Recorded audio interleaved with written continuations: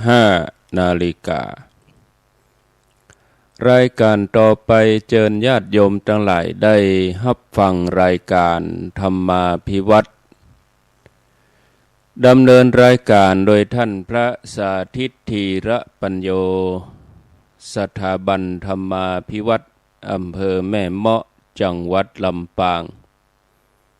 เป็นประจำทุกวันอังคารเวลา5 นาฬิกาจนถึงเวลา7 นาฬิกา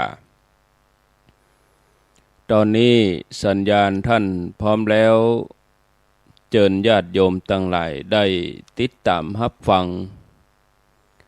ตั้งแต่เวลานี้เป็นต้นไปจนถึงเวลา7 นาฬิกานิมนต์เลยครับนิมนต์ครับกราบขอบพระคุณครับกราบถวายความเคารพ พระเถรานุเถระครูบาสังฆะที่เคารพอย่างสูงทุกรูปเจริญสุขสวัสดีสาธุชนท่านผู้ฟังทุกคนทุกท่านสำหรับสาธุชนท่านผู้ฟังที่เธอเกียรติรับฟังรายการธรรมาภิวัตรอันเป็นรายการวิทยุเพื่อการเผยแผ่พระพุทธศาสนาส่งเสริมการศึกษาและพัฒนาสังคมรายการนี้รับผิดชอบโดยอาตมาภาพพระสาธิตธีระปัญโยประธานมูลนิธิธีระปัญโยตั้งอยู่ณ ที่พักสงฆ์สถาบันธรรมาภิวัตรบ้านศพเตินตำบลศพปาดอำเภอแม่เมาะจังหวัดลำปางรายการนี้ออกอากาศทุกวันอังคารในเวลา5 ไปจนถึง7 โมงเมื่อเจ้าผ่านทางสถานีวิทยุในเครือข่ายสถานีวิทยุคลื่นสีขาวเพื่อชาวประชาซึ่งมีอยู่หลายคลื่นหลายสถานีหลายจังหวัดออกอากาศผ่านทาง Facebook Live ซึ่งเป็นไลฟ์สดของสถานีวิทยุวัดไฟหินบันทึกเทปเอาไปออกอากาศผ่านทางสถานีวิทยุเพื่อการศึกษาและพัฒนาอาชีพ Radio Network FM 99.50 เมกะเฮิรตซ์ของวิทยาลัยเทคนิคกฟผ.แม่เมาะทุกวันศุกร์ในเวลา 8 โมงเมื่อเจ้าเป็นต้นไปและเอาไปออกผ่านทางเพจมูลนิธิธีระปัญโยซึ่งช่องทางสุดท้ายตั้งหลังนี้ท่านผู้ฟังสามารถไปติดตามรับฟังย้อนหลังไปก๊อปปี้ลิงก์ไปคัดลอกลิงก์เอาไปส่งเอาไปแชร์ให้กับญาติธรรมทั้งหลายได้ยินได้ฟังกันได้แถมตัวท่านผู้ฟังของลำปางสถานีวิทยุวิทยาลัยสงฆ์นครลำปางตอนนี้ย้ายที่ตั้งจากวัดบุญญาวาสเอามาไว้ที่วัดบรรพตสถิตซึ่งตอนนี้ก็กำลังเซตสถานีให้มันเข้าที่เข้าตามปกติในวันเสาร์8 โมงถึง 9 โมงรายการธรรมาภิวัตรก็จะออกประจำแต่ว่าช่วงนี้เป็นช่วงของการย้ายสถานีย้ายคลื่นเอามาตั้งเห็นตีหนึ่งซึ่งก็อยู่ระหว่างการเซตตัวการจัดระบบต่างๆนะฮะท่านผู้ฟังวันนี้เราเข้าสู่บรรยากาศฤดูร้อนอย่างสมบูรณ์แบบนะเพราะว่าอุตุนิยมวิทยาเพิ่นประกาศคือวันที่22 กุมภาพันธ์2569นะเข้าสู่ฤดูร้อนนะอย่างเต็มหน้าเต็มฤดูของมันนะฮะต่อไปนี้ก็จะมีพายุฝนมาห้องแล้วก็อากาศค่อนข้างจะร้อนเพราะฉะนั้นพี่น้องญาติโยมที่ติดตามรับฟังอยู่ด้วยความเป็นห่วงเป็นใยจากรายการธรรมาภิวัตรก็ดูแลสุขภาพเตรียมพร้อมโน่นนี่นั่นที่สำคัญที่สุดนะหน้าแรงหน้าร้อนมาเมื่อใดเนี่ยเอากึดถึงเรื่องของความเย็นนะบางคนมีสตังค์มีปัจจัยก็เอาไปซื้อแอร์มาติดนะบางคน บอกโหเนี่ยจะได้บอกมีแอร์ก็เอาพัดลมนะแต่สิ่งหนึ่งที่มันทำให้เรานั้นมีความสุขในฤดูร้อนก็คือต้นไม้ท่านผู้ฟังเอาสังเกตดูว่าบ้านไหนบ้านหลังใดถ้ามีต้นไม้ที่มันบพัดใบมันคุ้มมันมุงอยู่ห้ามตลอดนั้นมันก็จะเย็นไปยังที่พักสงฆ์สถาบันธรรมาภิวัตน์ตอนนี้ต้นไม้ก็เริ่มใหญ่ขึ้นโดยเฉพาะ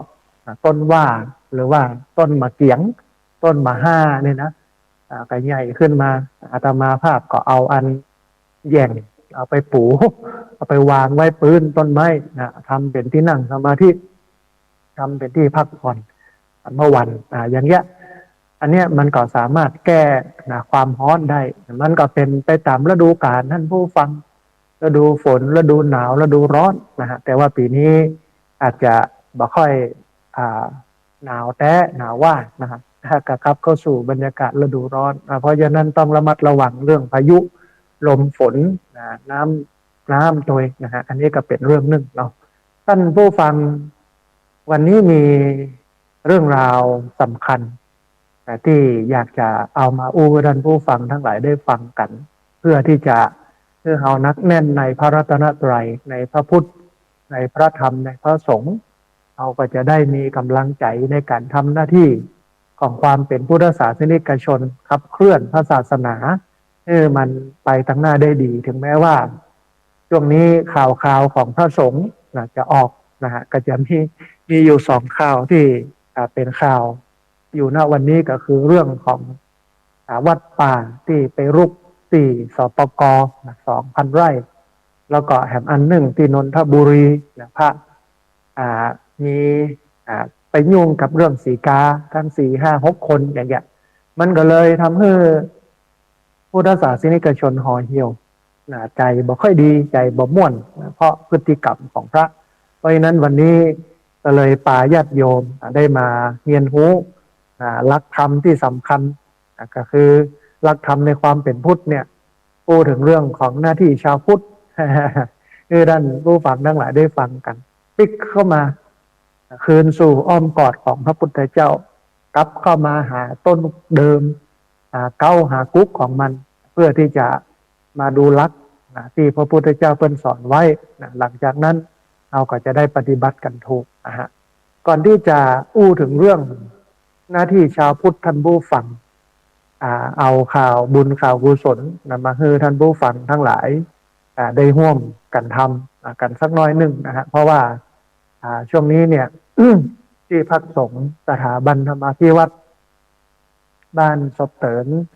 ตำบลศพปาดอำเภอแม่เมาะจังหวัดลำปางกำลังระดมทุนเนาะในการกั้นอาคารคุณแม่แชล่มอุดมทรัพย์เป็นที่พักของพระสงฆ์เพราะว่าในครั้งที่แล้วได้ไปกุฏิ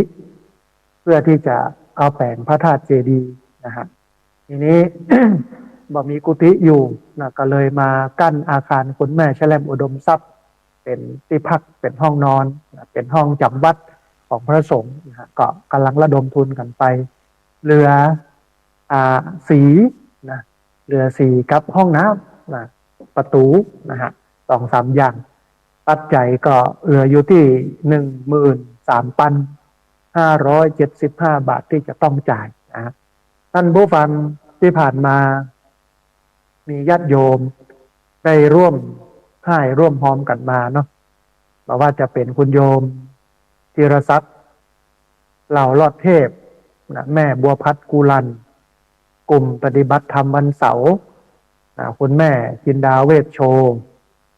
คุณแม่จันเรือนใสและท่านพระอาจารย์มหาเอกมลทิตะมโนมีคุณโยมสมพรรัตนังมีดร.ภัทรกรปัญชยาธนาดุลมีคุณโยมภาวนาประทุมเพชรคุณโยมนิเวศยมศักดิ์ คุณโยมสมจิตอินทรวิจิตรคุณโยมศิรินพัฒน์สมพงษ์คุณโยมจินดาศรีใจวงศ์คุณโยมสรัตนมณีพลกล้าคุณโยมเพ็ญศรีภักดีไทยคุณโยมสุภรัตน์สมดวงคุณโยมทัศนีหินวงศ์ คุณโยมไพพันธ์อินตทาแม่คำนวณกำลังแข็งคุณแม่นิพาอัมพรสุวรรณคุณบุญรัตน์สายวงฟันแม่เรียบวังสมบัติแม่อุไรวรรณอภิทันกรคุณพิษสมัยปันทกุลคุณสุวรรณจงสำริดดีคุณแม่ลัดดากาวิระชัยคุณโยมคำสุขโยธินคุณโยมสุธีจันทวงศ์แม่บุปผาอิทธิมณฑลคุณแม่เหรียญชาทายุคุณโยมสุทินสี่ตระกูลคุณโยมสุแก้วคำอ้วนแม่สีทรเปรมจิตคุณโยมสุทัศน์ชัยลังกาคุณโยมพรทิพย์นันทินะฮะญาติโยมก็ได้ร่วมให้ร่วมหอมกันมาเหลืออยู่ที่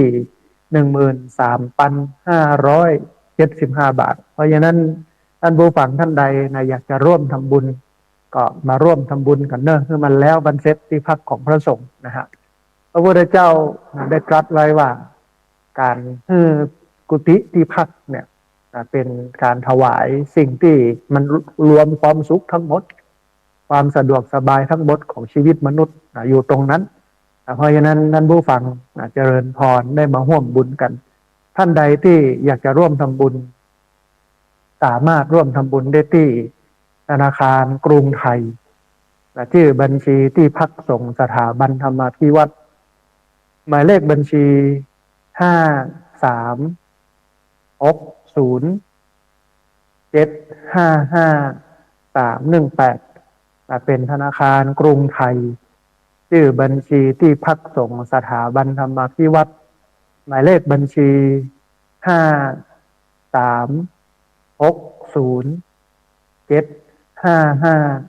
5360755318นะฮะรายชื่อผู้ร่วมทำบุญที่อ่านไปแต่ที่ถ้าท่านใดฟังแล้วก็พิจารณาว่ารายชื่อเฮาตกหล่นไปนะเดี๋ยวช่วงท้ายรายการตอนที่เปิดสายคือท่านผู้ฟังที่ฟังอยู่ทางบ้านจะได้โทรเข้ามาก็โทรเข้ามาบอกกันน้อยนึงเนอะว่าโอ้ชื่อโยมแม่ตกหล่นไปเนอะอีนะบางครั้งบางทีมันลำหูลำตาท่านผู้ฟังนะฮะ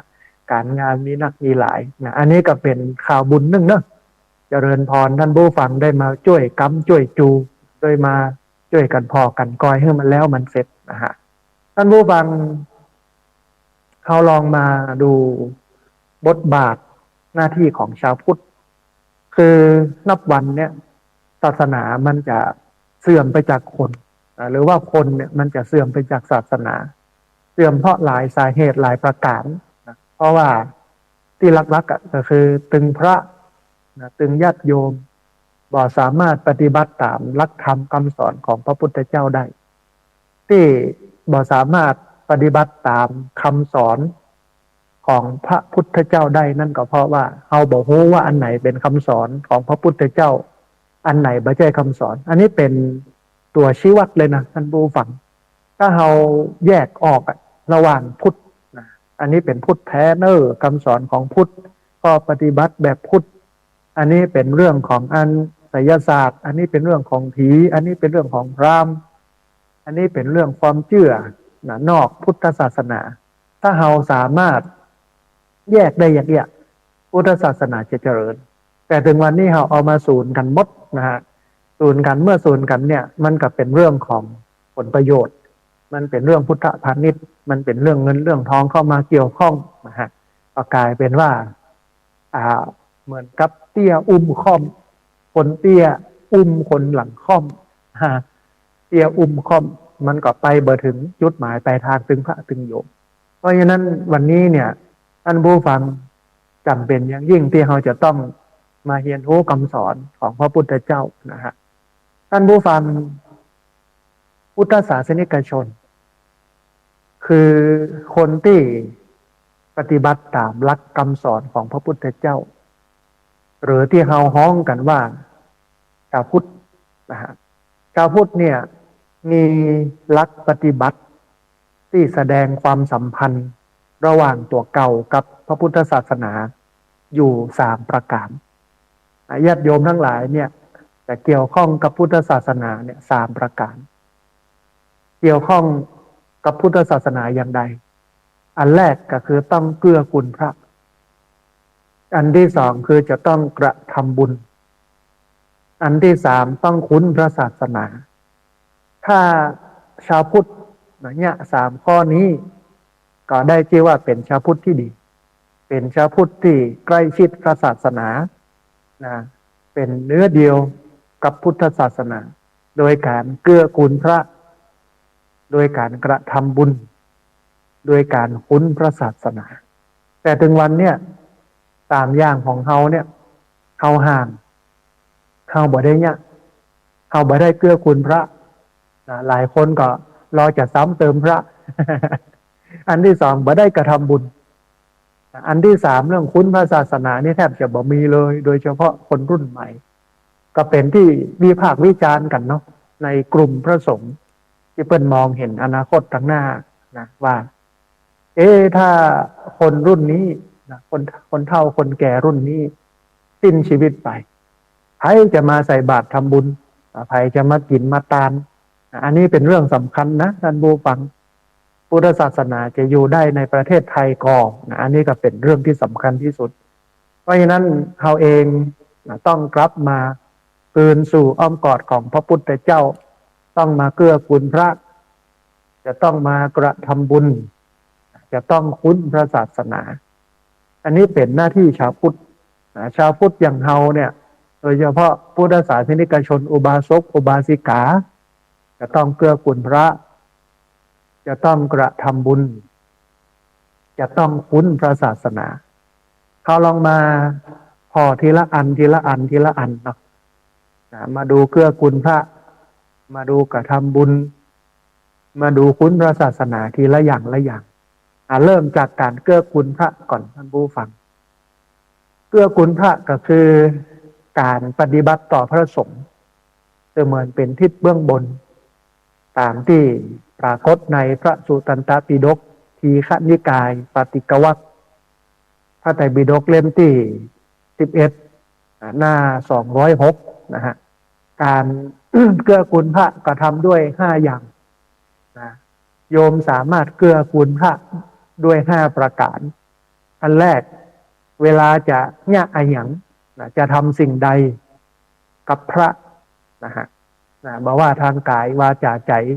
ก็ทำด้วยเมตตาจะต้องทำด้วยเมตตาอันแรกเลยอันที่สองจะอู้สิ่งใดเป็นวาจาออกมาจากปากของเฮากำอู้ของเฮากับพระจะต้องอู้ด้วยความเมตตาอันที่สามจะคิดสิ่งใด ก็คิดด้วยความเมตตาอันที่สี่ต้อนรับด้วยเต็มใจอันที่ห้าอุปถัมภ์ด้วยปัจจัยสี่อันเนี้ยเป็นหน้าที่ของพุทธศาสนิกชนที่จะต้องเกื้อกูลพระเอาลองมาดูแล้วท่านผู้ฟังว่าเอาเนี่ย5อย่างเนี่ยก่อนถึงวันเนี่ยเราเป็นพุทธศาสนิกชนที่เกื้อกูลพระไหมถึงวันนี้นะคือถ้าใครมาได้เกื้อกูลตุเจ้า 5ประการเนี่ยเขาก็เป็นคนที่ห่างศาสนาเป็นคนที่บ่ใกล้ชิดศาสนาเลยนะหนึ่งเวลาจะเนี่ยสิ่งใดกับตุเจ้าพระสงฆ์ก็ทำด้วยความเมตตาสองจะอู้สิ่งใดก็อู้ด้วยความเมตตาสามจะคิดสิ่งใดก็คิดด้วยความเมตตาสี่ต้อนรับด้วยความเต็มใจห้าอุปถัมภ์ด้วยปัจจัยสี่อุปถัมภ์ด้วยปัจจัยสี่เนี่ยมีอย่างข้องอันแรกอาหารเราจะต้องใส่ข้าวบาตรส่งเข้าพระบาตรต้องตึงวันก็ได้เอาเฉพาะวันไหนวันหนึ่งก็ได้นะฮะต้องเกื้อกูลพระด้วยการอุปถัมภ์ด้วยปัจจัยสี่มีอาหารเป็นต้นถึงวันเนี้ยท่านผู้ฟังคนใส่บาตรทำบุญก็น้อยสมัยที่อาตมาภาพเป็นพระน้อยเนาะเมื่อปี2539นะฮะโอ้ยบิณฑบาตแล่นแค้นลำบากนะเพราะว่าโยมบอกค่อยใส่บาตรอุปถัมภ์ด้วยปัจจัยสี่อันแรกก็คืออาหารต้องใส่บาตรส่งเข้าบาตรเลี้ยงเพลพระอันแรกอันที่สองเครื่องนุ่งห่มสบงจีวรผ้าไตรสังฆติรัตประคตอังสะที่ตุเจ้าเปิ้นใจจะต้องดูแลเปิ้นก็จะฮอด เป็นเนนน้อยเมื่อปี2539ท่านผู้ฟังต้องเอาผ้าเนี่ยมาย้อมเองเอาขมิ้น เอาขมิ้นมาตำนะไปต้มในน้ำนะพอมันเข้มข้นมันเดือดแล้วเอาผ้าเขาลงเนี่ยนะเอามาบิดกันตากกันกระจายได้ระยะหนึ่งอ่ะสีมันก็จางนี่นะโอ้กว่าจะมีปัจจัยไปซื้อสีย้อมผ้าของตุ๊เจ้าเนี่ยเพราะมันแบบเจ๊ธรรมดานะเงินในยุคสมัยแต่ก่อนมันแปลงนะเอาเป็นเน้นน้อยเอามีสตังค์นะเอาอันต้นมะหนุนเอาแก่นขนุนมาต้มเอาอันขมิ้นมาต้มนะฮะมาบุบมาต้มแล้วก็เอาผ้าลงไปย้อมก็อยู่ได้มาเหมือนนะฮะก็ต้องย้อมแผมเรื่อยๆเนี่ย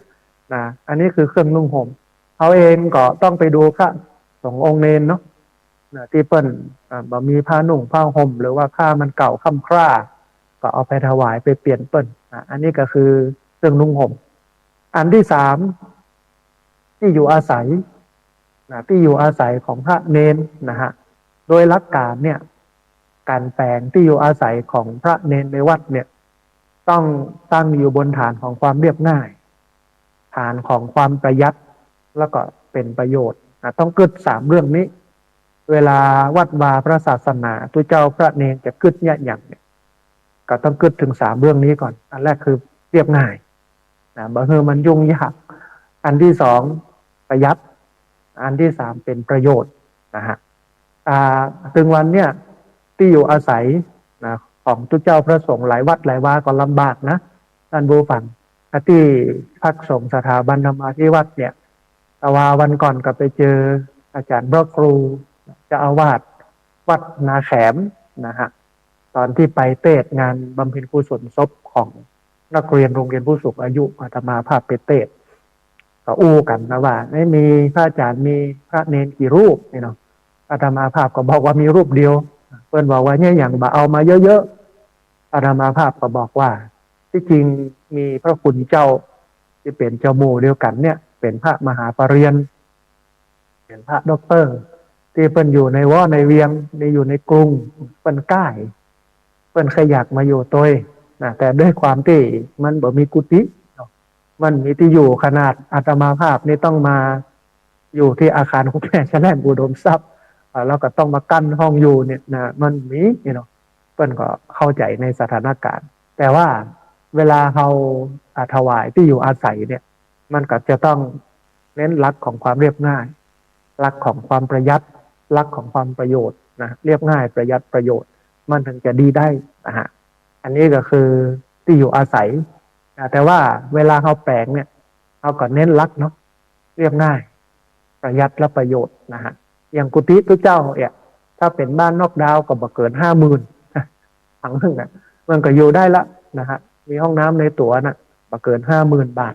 ก็อยู่ได้แล้วอันนี้ก็เป็นแนวหนึ่งเหมือนกันที่กำลังคิดนะแอมน้อยนึงอาจจะระดมทุนสัก2-3 หลังหรือว่าสัก5 หลังก็พอละ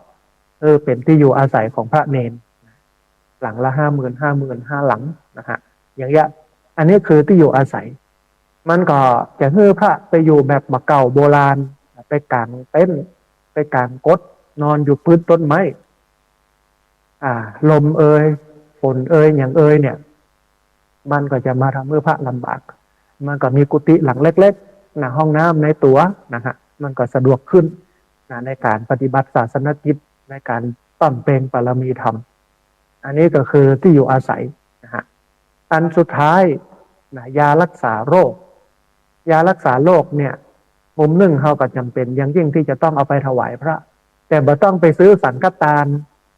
ที่มันเป็นกล่องยานะท่านผู้ฟังเปิดพ่อเนี่ยมันน้อยมันมาแปะไว้ทางข้างนะตั้งกลางนะมันโล่งมันโขนหมดอ่ะนะฮะประโยชน์มันได้น้อยก็ไปซื้อยาที่ร้านยาถ้าอยากจะถวายสังฆทานยาไปซื้อยา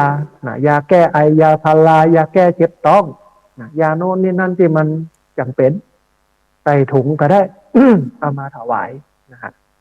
และมุมหนึ่งเนี่ยในเรื่องของการรักษาโรคต้อง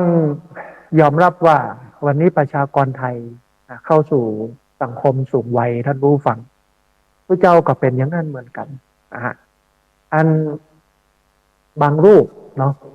ก็จะต้องไปหงยาบ่อยๆนะเพราะว่าตัวเจ้านี่เป็นศูนย์รวมของโรค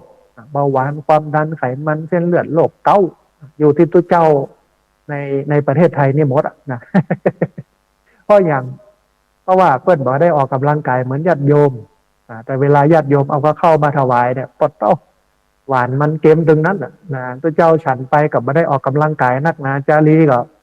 เป็นเบาหวานความดันไขมันเส้นเลือดนะเป็นโรคเกาต์กันทึดๆทีนี้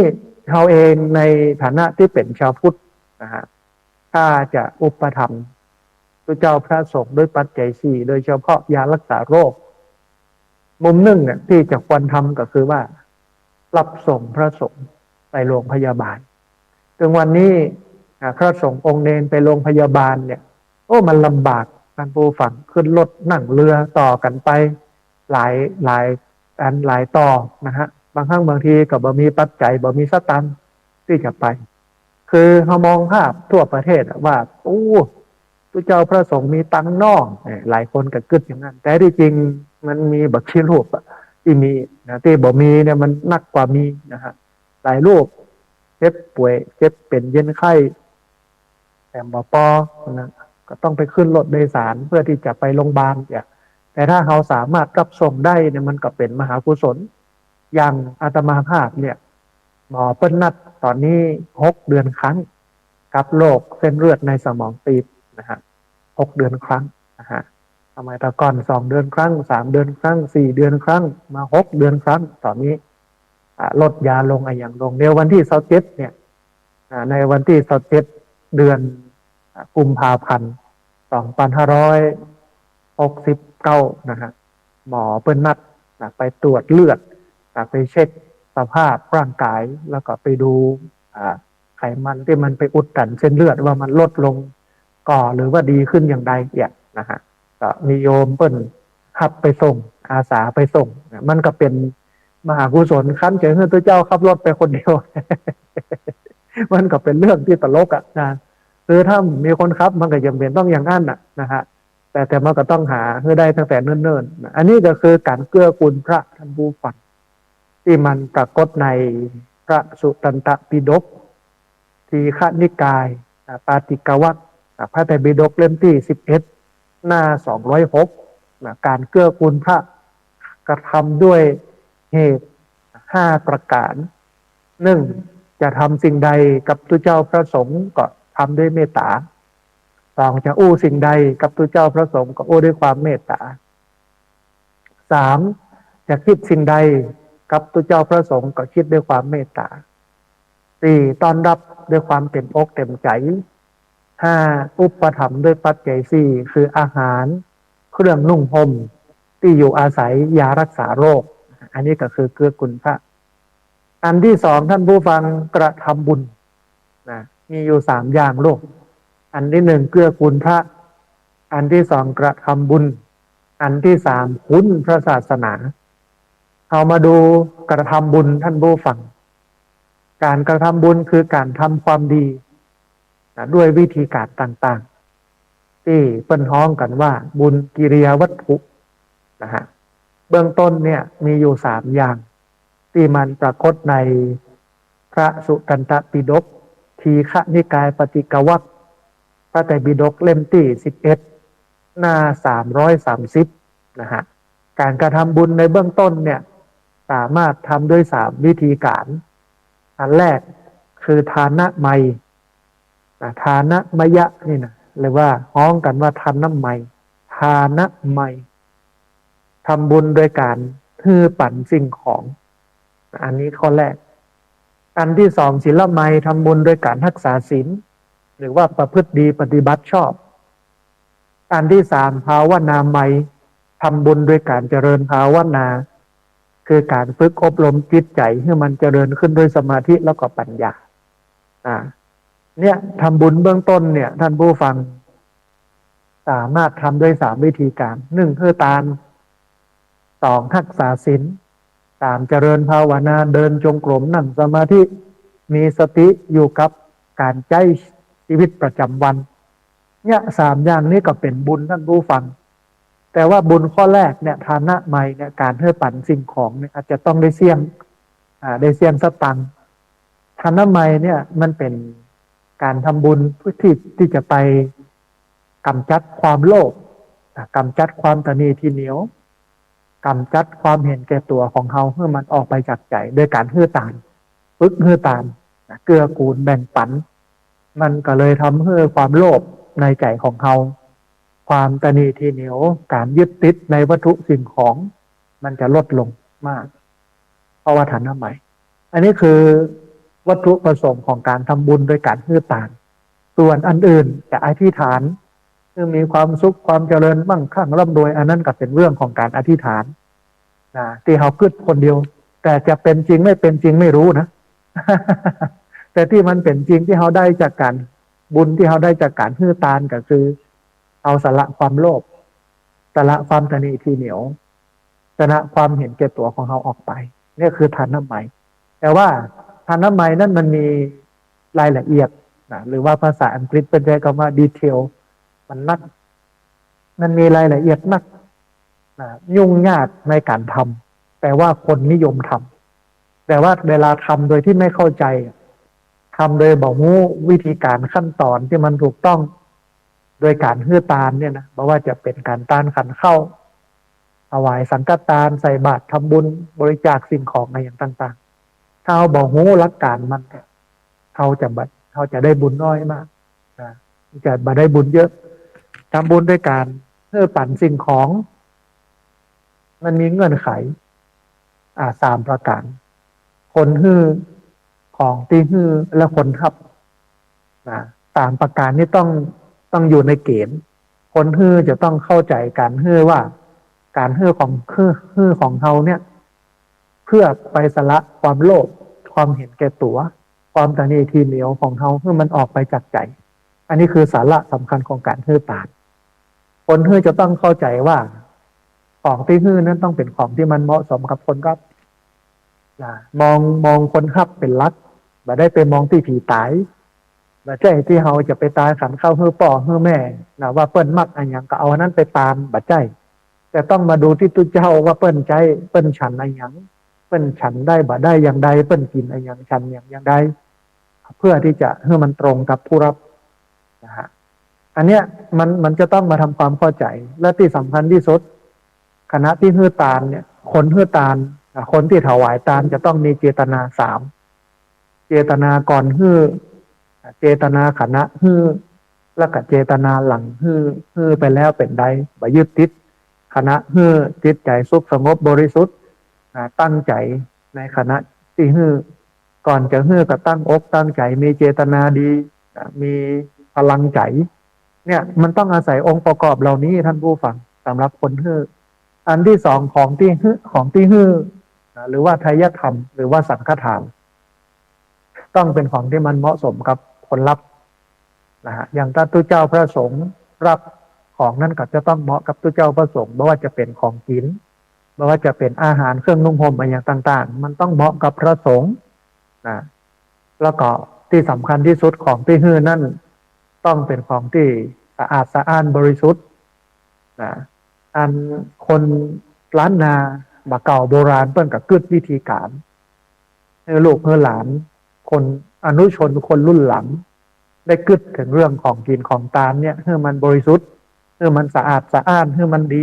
นะฮะตาลตึงเตื้อหรอมันต้องเนี่ยให้ดีเปิ้นก็เลยมีประเพณีพิธีกรรมในการสุมาขวดตาลแต่ว่าโดยหลักการแล้วเนี่ยถ้า ของที่เฮาตามเนี่ยมาได้เป็นของที่เฮาลักเฮาจกมาได้เป็นของที่ทุจริตมาเอามาตามแต่เป็นของที่เฮาที่มาด้วยเหงื่อด้วยใครของเฮามันก็ถือว่าเป็นของบริสุทธิ์แล้วนะบริสุทธิ์บ่บริสุทธิ์เนี่ยมันวัดกันตรงนี้นะวัดที่ว่าของที่เอามาถวายนั้นเป็นของที่ขโมยมาหรือไม่เป็นของที่ทุจริตมาหรือไม่ถ้าบ่ได้ขโมยบ่ได้ทุจริตมาที่หามาด้วยเหงื่อด้วยใครตัวเก่ามันก็ถือว่าเป็นของบริสุทธิ์บ่จำเป็นต้องสุมาขวดตานแต่ว่าพิธีตึงวันเนี่ยเขาทำแต่พิธีติดพิธีกรรมแต่เขาบอกหูความหมายแต่ของมันว่าเพื่ออะไรค คนรุ่นใหม่เนี่ยเขาบ่ชอบเรื่องโมนี้คือเรื่องที่มันอธิบายไม่ได้เวลาคนรุ่นใหม่เพิ่นถามคนบักเก่าถามว่าอันนั้นอันนี้เป็นได้ยังงั้นยังเขาอธิบายบ่ได้เพราะเขาเนี่ยสักแต่ว่าเนี่ยมาตั้งแต่สมัยบักเก่าโบราณเลยบ่ได้พิจารณาบ่ได้คิดวิเคราะห์ว่ามันทำเพื่ออะไรอย่างมันทำแล้วมันได้อะไรอย่างเนี่ยแล้วทีนี้มันมีปัญหาคือว่ามันตอบคนรุ่นใหม่ไม่ได้เมื่อตอบคนรุ่นใหม่มาได้เขาก็จะอู้คำว่าเปิ้นเนี่ยมาตั้งแต่สู่บ่เกิดปุ้นละเนี่ยไปเตอะเนี่ยมันเลยทำให้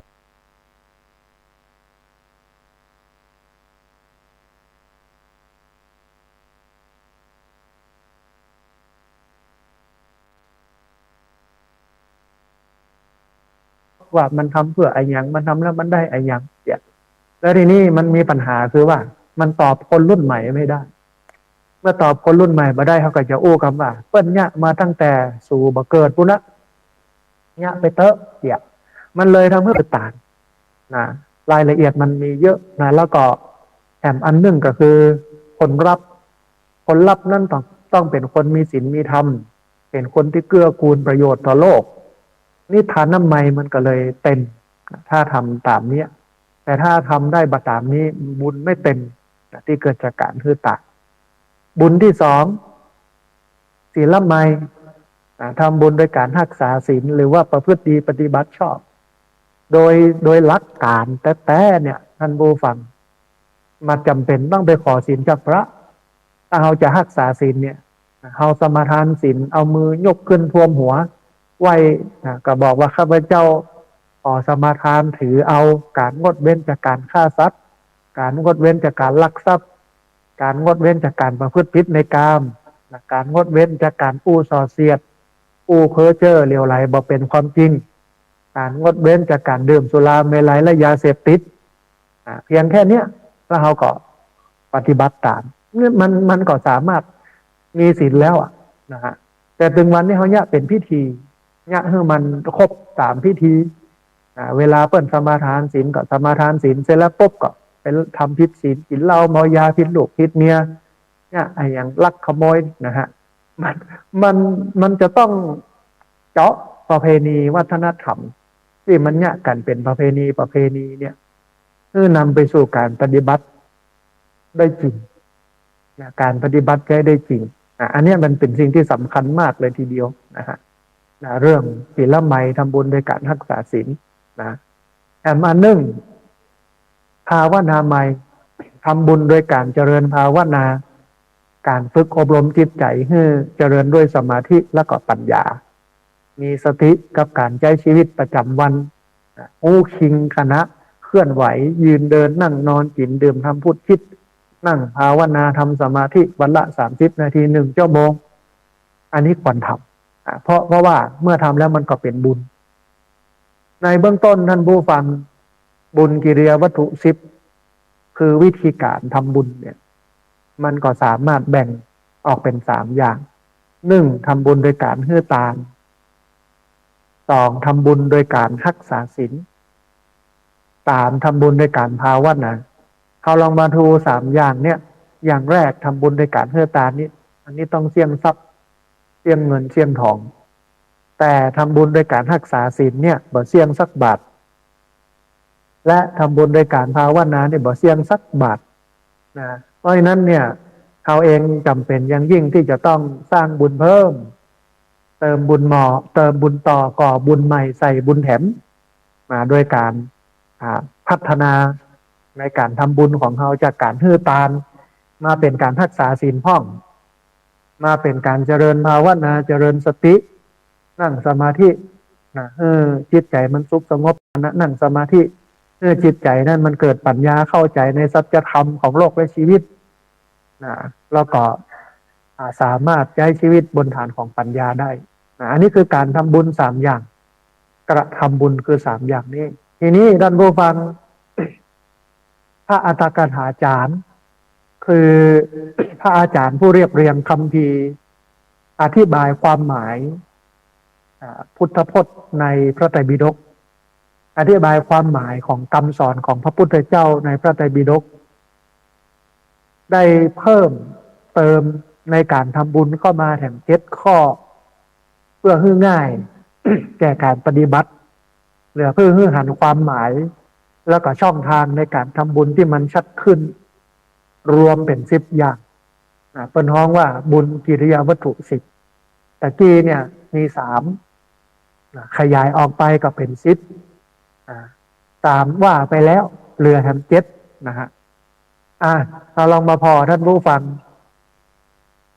บุญวิธีการทำบุญอย่างที่4อันที่4ก็คืออัปปัจจยนะใหม่อัปปัจจยนะใหม่ทำบุญโดยการประพฤติตนประพฤติตัวประพฤติตนอ่อนน้อมถ่อมตนก็บัน่าเชื่อแค่อ่อนโยนแต่ไม่อ่อนแอแข็งแกร่งแต่ไม่แข็งกระด้างมันทำให้เราได้บุญเหมือนกันถ้าเราประพฤติตัวประพฤติตนอ่อนน้อมถ่อมตนเนาะมันก็ถือว่าเป็นการทำบุญประการหนึ่งแต่ทีเนี้ยท่านผู้ฟังการประพฤติตัวอ่อนน้อมถ่อมตนเนี่ยมันไม่ใช่แค่ละอ่อนทำต่อผู้ใหญ่เท่านั้นผู้ใหญ่เองต้องเป็นคนที่บ่เอาตำแหน่งหน้าที่บ่เอาความเป็นหัวหน้าเอาความที่ใหญ่กว่าสูงกว่ามาเบียดเบียนผู้น้อยอันนี้คืออัปปัจจยนะใหม่ทำบุญด้วยการประพฤติตัวอ่อนน้อมถ่อมตน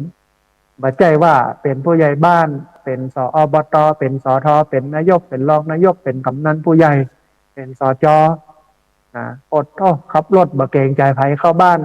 ข้านี่ใหญ่ข้านี่มีอำนาจเนี่ยมันเป็นการเอาอำนาจ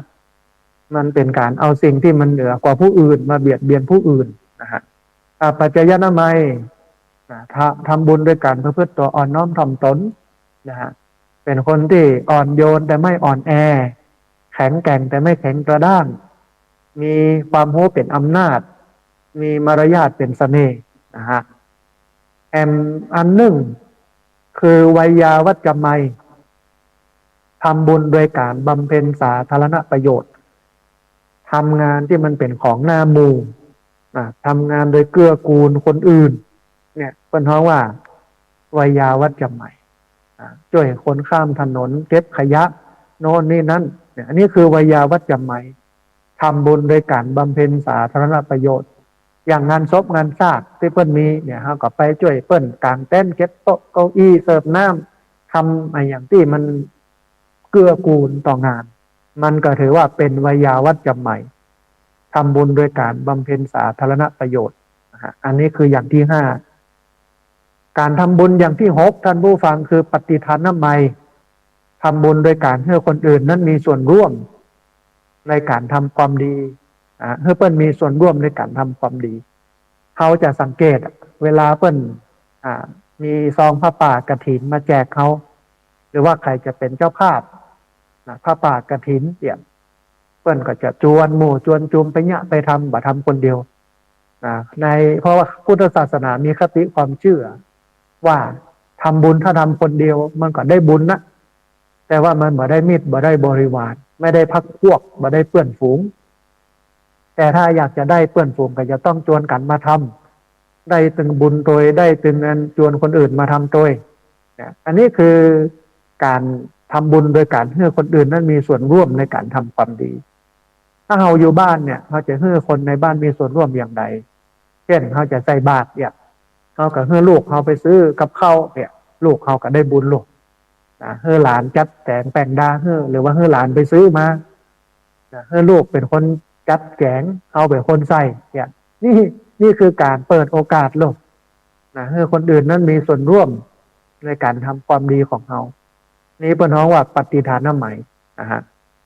อันหนึ่งท่านผู้ฟังปัตตานุโมทนาไมทำบุญโดยการชื่นชมยินดีในการทำความดีแล้วก็ในการได้ดีของคนอื่นอันเนี้ยปัตตานุโมทนาไมเวลาคนอื่นเปิ้นได้ได้ดีเปิ้นเลื่อนตำแหน่งเปิ้นโชคดีได้ลาภยศสรรเสริญเจริญก้าวหน้าเขาก็อนุโมทนายินดีกับเปิ้นเวลาเปิ้นทำความดีบ่นักหรือบ่น้อยก็นักตามฐานะและอัตภาพของเปิ้นเอาหารเปิ้นทำความดีหรอเขาก็อนุโมทนาชื่นชมยินดีในการทำความดีของคนอื่นในการได้ดีของคนอื่นในสังคมไทยซึ่งเป็นสังคมที่มีความอิจฉาริษยากันสูง อ่านคนอื่นทำดีบ่ได้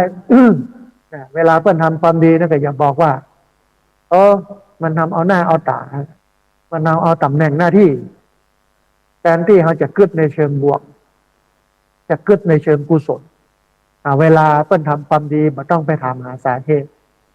ก็มองว่ามันเป็นสิ่งที่ดีก็อนุโมทนาชื่นชมเพื่อนก็พอนะฮะอันนี้คือปัตตานุโมทนาใหม่ทำบุญโดยการชื่นชมในการทำความดีของคนอื่นนะฮะแต่มันหนึ่งท่านผู้ฟังธรรมะสวรรค์ใหม่ทำบุญโดยการฟังธรรมะทำบุญโดยการศึกษาธรรมะ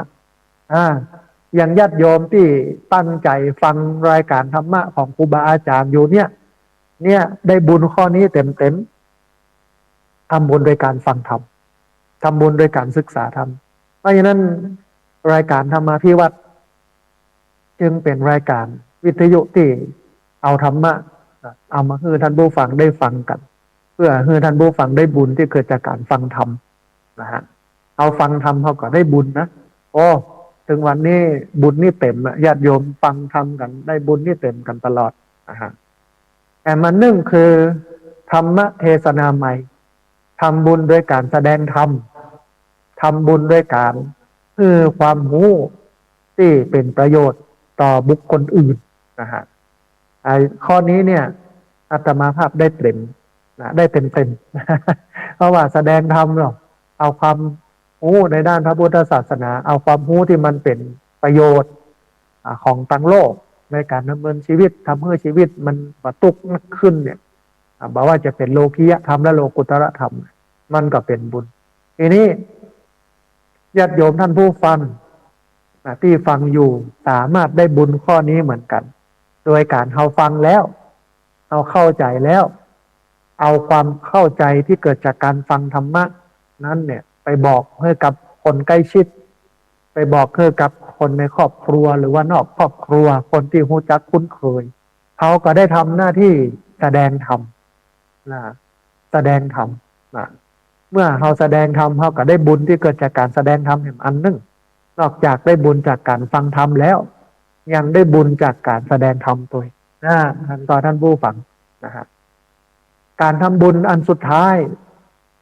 เป็นห้องว่าทิฏฐุชุกรรมยะนามัยทิฏฐุชุกรรมยะนามัยทำบุญโดยการทำความคิดความเห็นของตัวเองให้มันถูกต้องตามทำนองครองธรรมคือคิดว่าเห็นว่าทำดีได้ดีทำชั่วได้ชั่วบาปมีจริงบุญมีจริงอันเนี้ยคือความคิดเห็นที่มันถูกต้องคิดเห็นเป็นสมาธิฏฐิแล้วคิดแบบเนี้ยได้บุญเพราะว่ามันถูกต้องทำดีได้ดีทำชั่วได้ชั่วบาปมีจริงบุญมีจริงอย่างนี้นะฮะอันรวม10ข้อนี้ก็คือกระทำบุญชาวพุทธต้องกระทำบุญท่านผู้ฟังเพราะบุญนั้นเป็นเครื่องมือในการฝึกใจเฮาฝึกคือความโลภในใจมันลดลงหรือว่าหมดไปฝึกความโกรธฝึกคือความโกรธที่มันเป็นกิเลสอยู่ในใจเฮาเพื่อมันลดลงหรือว่าหมดไปฝึกคือความหลงความมีอวิชชาคือความไม่รู้ความหลงอยู่ในใจเฮาเมื่อเฮาทำบุญเสร็จบุญนั้นก็จะไปล้างไปชำระความหลงที่มันอยู่ในใจรวมไปจนถึงความโลภ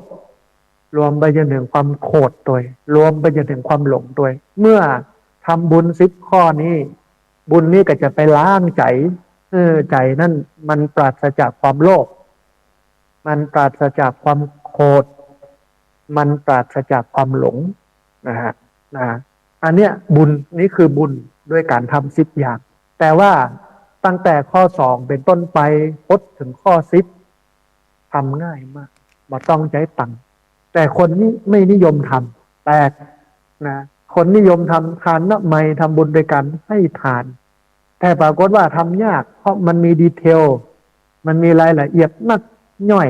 นะฮะแต่เราก็ท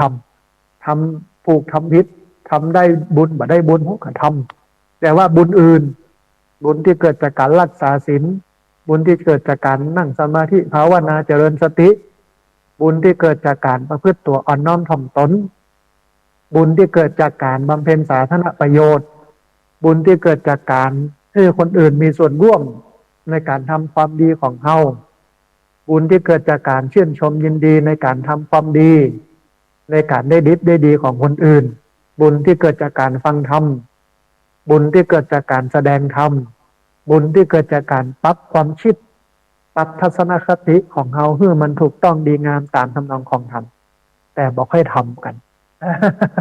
ทั้งดังที่บุญเก้าข้อเนี่ยทำง่ายกว่าบุญที่เกิดจากการฮือต่างนะท่านผู้ฟังในบรรดาวิธีการทำบุญหรือว่าการทำบุญทั้ง10อย่างเนี่ยที่อาตมาภาพกล่าวมาในเบื้องต้นนะทิฏฐุชุกรรมยนามัยคือการทำบุญโดยการทำความคิดความเห็นให้มันตรงให้มันถูกต้องเป็นสัมมาทิฏฐิมันเป็นสิ่งที่สำคัญที่สุดประเด็นที่จะต้องกล่าวเพื่อชัดก็คือเรื่องของทิฏฐิอันหมายถึงระบบความคิดความเชื่อค่านิยมเจคติโลกทัศน์ชีวทัศน์หรือว่าความยึดติดถือมั่นในเงาของความจริงท่านผู้ฟังพระพุทธเจ้าเนี่ยตรัสว่าทิฏฐินี้มีความสำคัญมากในบรรดาสิ่งที่มีโทษแล้วก็ทรงคุณทั้งหลายบ่มีสิ่งใดจะยอดไปยิ่งกว่าทิฏฐิปัญเจกบุคคลหรือว่าสังคมเนี่ยจะหันเหไปอย่างใดก็ขึ้นอยู่กับว่าทิฏฐิที่เขายอมรับนับถือนั้นเป็นอย่างไรโดยเหตุนี้เนี่ยท่านผู้ฟังเมื่อพระพุทธเจ้าทรงแสดงธรรมจักรกับปวัตตนสูตรอันเป็นพระธรรมเทศนากันแรกของพุทธศาสนาพระองค์ก็ทรงแสดงเรื่องทิฏฐิก่อนเป็นอย่างแรกนะเพราะว่าหลังจากนั้นแห่ง300 ปีแผ่นดินไทยซึ่งในสมัยนั้นเป็นฮ้องกันว่าดินแดนสุวรรณภูมิมีพระโสนและพระอุตระพร้อมคณะซึ่งเป็นพระสงฆ์กลุ่มแรกที่มาเผยแพร่พุทธศาสนาในดินแดนนี้ก็ได้แสดงธรรมะเรื่องทิฏฐิเป็นกันแรกหรือว่าเรื่องแรกเหมือนกันในประเทศไทยเนี่ยในการเผยแพร่พุทธศาสนาครั้งแรกเข้ามาในประเทศไทยเนี่ยโดยพระโสนอุตระในสมัยยุคพระเจ้าอโศกมหาราชเนี่ยเมื่อพระโสนอุตระมาถึงดินแดนสุวรรณภูมิหรือว่าประเทศไทยเนี่ยมันมีความคิดมันมีความเชื่อของคนในพื้นถิ่นเยอะเชื่อแรกก็คือเชื่อเรื่องผีก่อนอันที่สองเชื่อเรื่องพราหมณ์ประมาณเนี้ย2 อย่างนะฮะทีนี้เมื่อพระโสนอุตระมาถึงก็เห็นถึงความคิดที่มันมีหลากหลายเปิ้ลก็เลยแสดงธรรมนะพรหมชารสูตรที่อู้ถึงเรื่องทิฏฐิ62 ประการความคิดของคน62ความคิดอู้เรื่องความคิดกันเลยนะเป็นการปรับทัศนคตินะปรับความคิดความเห็นนะของตัวเองให้มันตรงให้มันถูกต้องนะให้มันสร้างสรรค์นะฮะอันนี้ก็คือกระทำบุญอันแรกก็คือเกื้อกูลพระอันที่สองกระทำบุญนะอันที่สามท่านผู้ฟังพุทธพระศาสนาถ้าจะปฏิบัติให้มันเคร่งครัดยิ่งขึ้นถึงขั้นที่เป็นอุบาสกอุบาสิกาก็คือผู้ใกล้ชิดพระศาสนาอย่างแท้จริงควรตั้งตนอยู่ในธรรมที่มันเป็นไปเพื่อความเจริญของอุบาสกเป็นท้องว่าอุบาสกธรรม7 ประการอุบาสกธรรม7 ประการเนี่ยมันทำให้เรานั้นคุ้นพระศาสนามันปรากฏอยู่ในพระสุตตันตปิฎกอังคุตรนิกายสัตตกนิบาตพระไตรปิฎกเล่มที่23หน้า26อ่านมีอย่างพ้องอุบาสกธรรม7 ประการนะฮะอันแรกไม่ขาดการเยี่ยมเยือนพบปะพระภิกษุเราจะต้องไปเจอตัวเจ้าประจำแต่ประเทศไทยเขาวางระบบไว้ว่าทุกวันพระจะมาเจอกันครั้งหนึ่งก็คือ7 วันเตือนหนึ่งทุกอาทิตย์เดือนละ4 ครั้งนะเดือนนึงต้องไปเจอตัวเจ้า4 ครั้งแต่ถึงวันนี้เขาแทบบอกไม่ได้ปะตัวเจ้าเลยแต่ว่าญาติโยมที่ติดตามรับฟังสถานีวิทยุในเครือข่าย สถานีวิทยุคลื่นสีขาวเนี่ยได้เจอประจำนะฮะอันแรกคือไม่ขาดการเยี่ยมเยียนพบปะพระภิกษุต้องไปวัดไปวาไปเจอตุเจ้าไปทำบุญสุนทานประจำนี่เป็นหน้าที่ของอุบาสกอุบาสิกาเป็นชาวพุทธต้องทำอันที่สองไม่ละเลยการฟังธรรมเวลาไปเจอตุเจ้าก็ไปฟังธรรมนะฮะแต่ถึงวันนี้มันไม่ได้ไปฟังธรรมไปถวายสังฆทานไปปูจาโน่นปูจาเตียนไปโน่นมันเกินจากที่พุทธเจ้าเพิ่นสอนไปทำในสิ่งที่พุทธเจ้าไม่สอนสิ่งที่พุทธเจ้าเพิ่นสอนบ่ทำนะไปวัดเนี่ยสิ่งที่สำคัญที่สุดต้องได้ธรรมะต้องได้ข้อคิดนะพระเองก็จะต้องเทศน์ต้องสอนต้องบอกนะฮะอันนี้อันที่สองอันที่สามศึกษาในศีลนะก็คือฝึกตนเนี่ยให้มันก้าวหน้าในศีลขั้นสูงขึ้นไปเบื้องต้นถือศีลห้าขยับมาเป็นศีลแปดขยับมาไปบวชเนนศีล10ขยับมาไปบวชตุเจ้าศีล227ขยับมาไปบวชแม่ชีอย่างเงี้ยนะฮะเพื่อมันจะเดินขึ้นในเรื่องของศีลนะอันที่สี่พรั่งพร้อมด้วยความเลื่อมใสในภิกษุทั้งหลายทั้งที่เป็นพระนวกะก็คือพระที่มีอายุพรรษาเลย10 ปีขึ้นไป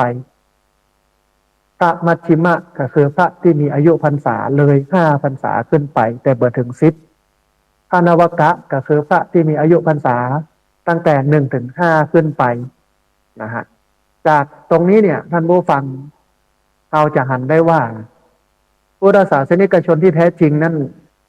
ไม่ใช่ชาวพุทธจอมปลอมเขาจะนับถือพระสงฆ์ตั้งแต่พระนวกะก็คือพระบวชใหม่ไปจนถึงพระเถระคือพระผู้บวชเก่าหรือว่าบวชนาน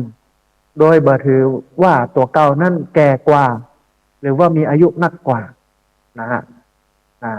อันเนี้ยมันเป็นสิ่งที่ดีเนี่ยมันเป็นสิ่งที่สำคัญที่สุดนะฮะทีนี้ท่านผู้ฟังระบบเนี่ยตอนนี้มันมีเรื่องราวที่เกิดขึ้น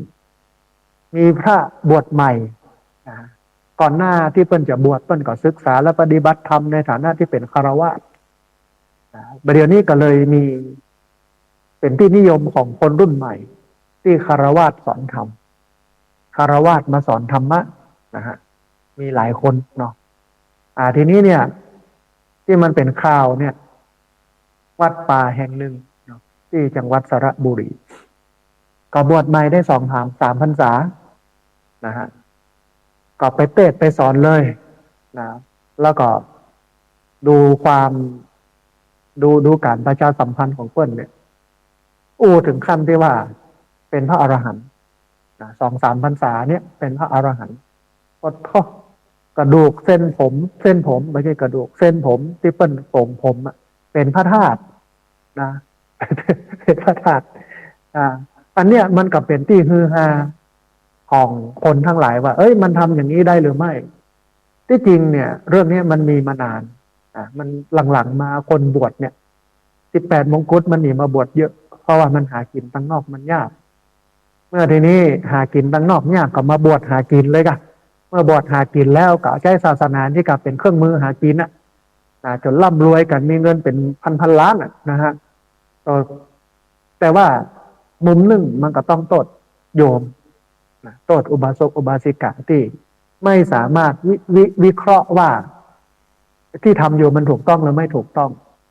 ด้วยองค์ประกอบอันอย่างหลากหลายเบื้องต้นเนี่ยถ้าเราดูจากที่มันเป็นข่าวแล้วก็ดูเนื้อหามันไม่สมควรอย่างยิ่งที่พระบวชใหม่ไม่ถึง5 พรรษาแล้วมาตั้งสำนักแล้วก็สอนญาติโยมหลังๆมาก็แต่ที่จริงเบื้องต้นเนี่ยหรือว่าลึกๆวัตถุประสงค์เนี่ยมันอาจจะเป็นเรื่องของผลประโยชน์ของคน